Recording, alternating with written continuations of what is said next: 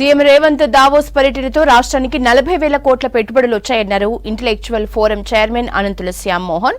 Tata group తో చేసుకున్న ఒప్పందంతో వేలాది మందికి ఉద్యోగాల కల్పన జరుగుతుందన్నారు. అద్దంకి దయాకర్కి కాంగ్రెస్ అధిష్టానం మంచి పదవిని కల్పిస్తుందన్నారు. ఉద్యోగాల కల్పనలో బీఆర్ఎస్ సర్కార్ విఫలమైందని విమర్శించారు శ్యామ్ మోహన్. కాంగ్రెస్ పార్టీ తరఫున చేశాం. ఒకటేమో మన వర్కింగ్ ప్రెసిడెంట్ మహేష్ కుమార్ గౌడ్ గారు, రెండోది ఎన్ఎస్యుఐ ప్రెసిడెంట్ వెంకట్ బాల్మూర్ గారికి ఇచ్చారు.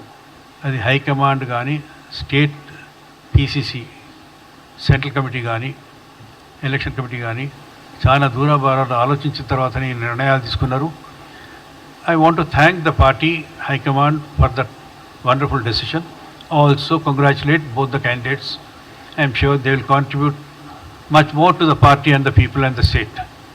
మన అడ్డంకి దయాకర్ గారు మొదలు పేరు వచ్చింది, తర్వాత కొన్ని కారణాల వల్ల వేరే నిర్ణయాలు తీసుకోవాల్సి వచ్చింది. తీసుకొని వారు పేరు పక్కకు పెట్టి వీరిద్దరికి ఇచ్చారు. దయాకర్ గారు ఏ విధంగానైతే ఆయన టికెట్ అక్కడ రానప్పుడు కానీ, ఇప్పుడు పేరు వచ్చి మళ్ళీ రానప్పుడు కానీ ఎమ్మెల్సీలా ఎంత గొప్పగా బ్రాడ్ మైండెడ్తోని పరిస్థితులను అర్థం చేసుకొని, అవగాహన చేసుకొని వారు నిబ్బరంగా నిండు మనసుతో యాక్సెప్ట్ చేశారు. పార్టీ గుర్తించింది. తప్పక వారికి మంచి భవిష్యత్తు ఉన్నదని నేను అనుకుంటున్నా. డెఫిసిట్ స్టేట్ను 7 లక్షల కోట్ల అప్పుతో ఇచ్చారు. దీన్ని జాగ్రత్తగా ఎట్లా చేయాలి, ఎట్లా ఈ అప్పు నింపాలి, మళ్ళా టర్న్ అరౌండ్ ఎట్లా చేయాలి స్టేట్ ఎకానమీని అని ఆలోచించే పరిస్థితి రూపంలో మా ముఖ్యమంత్రి గారు కానీ, మా భట్టి గారు కానీ, మా ఏఐసిసి లీడర్షిప్ సహాయంతో కూడా ఏం చేయాలనో వారు ఆలోచిస్తున్న పరిణామం లోపల వీరు ఇష్టం వచ్చినట్టు వాళ్ళు మాట్లాడు, అది సమంజసం కాదు.